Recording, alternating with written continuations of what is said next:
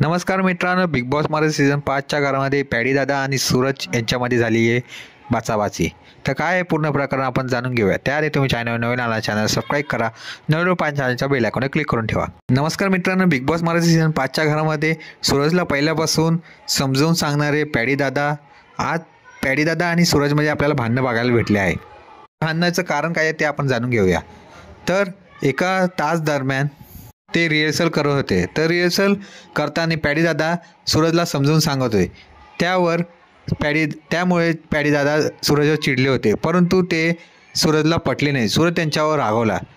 तर तो नंतर बेडरूममध्ये गेला. तिकडे त्याला अंकिता समजावत होती की कोणी समजून सांगत असेल तर ऐकत जा, भल्यासाठीच सांगत आहे. त्याला प्रमोद असं दिसत आहे. पॅडी दादा त्याच्याजवळ मलम घेऊन जाता, कारण सूरजला लागलेले असते, परंतु सूरज त्यांना इग्नोर करतो आणि मला नको असे म्हणून म्हणतो.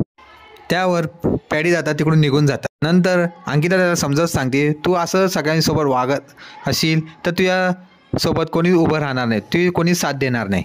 त्यानंतर पॅडी दादा सूरजला येऊन सॉरी म्हणतात तू कधी चुकत असेल तर मी तुला कधी समजणार नाही.